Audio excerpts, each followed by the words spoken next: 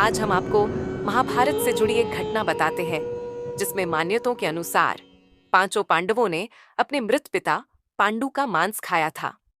उन्होंने ऐसा क्यों किया, यह जानने के लिए पहले हमें पांडवों के जन्म के बारे में जानना पड़ेगा।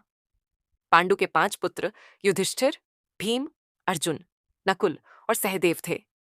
इनमें से युधिष्ठिर, भीम और अर्जुन की माता कुंती तथा नकुल और सहदेव की माता माद्री थी। पांडु इन पांचों पुत्रों के पिता तो थे, पर इनका जन्म पांडु के वीर्य तथा संभोग से नहीं हुआ था, क्योंकि पांडु को श्राप था कि जैसे ही वो संभोग करेगा उसकी मृत्यु हो जाएगी। इसीलिए पांडु के आग्रह पर यह पुत्र कुंती और माद्री ने भगवान का आह्वान करके प्राप्त किए थे। जब पांडु की मृत्यु हुई तो उसके मृत शरीर का मांस पांचों भाइयों ने मिल बांट कर खाया था। उन्होंने ऐसा इसलिए किया क्योंकि स्वयं पांडु की ऐसी इच्छा थी। चूंकि उसके पुत्र उसके वीर्य से पैदा नहीं हुए थे, इसीलिए पांडु का ज्ञान कौशल उसके बच्चों में नहीं आ पाया था। इसीलिए उसने अपनी मृत्यु पूर्व ऐसा वरदान मांगा था कि उसके बच्चे उसकी मृत्यु के पश्चात उसके शरीर का मांस मिल बांट कर खा ले, ताकि उसका ज्ञान बच्चों में स्थानांतरित हो जाए। पांडवों द्वारा पिता का मांस खाने के संबंध में 2 मान्यता प्रचलित है।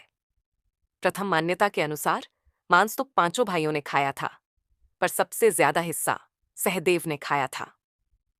जबकि एक अन्य मान्यता के अनुसार सिर्फ सहदेव ने पिता की इच्छा का पालन करते हुए उनके मस्तिष्क के 3 हिस्से खाए।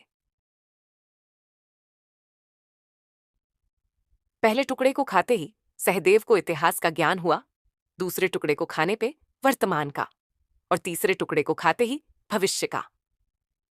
यही कारण था कि सहदेव पांचों भाइयों में सबसे अधिक ज्ञानी था, और इससे उसे भविष्य में होने वाली घटनाओं को देखने की शक्ति मिल गई थी। शास्त्रों के अनुसार श्री कृष्ण के अलावा वो एकमात्र शख्स सहदेव ही था जिसे भविष्य में होने वाले महाभारत के युद्ध के बारे में संपूर्ण बातें पता थी। श्री कृष्ण को डर था कि कहीं सहदेव ये सब बातें औरों को न बता दे, इसलिए श्री कृष्ण ने सहदेव को श्राप दिया था कि यदि उसने ऐसा किया तो मृत्यु हो जाएगी।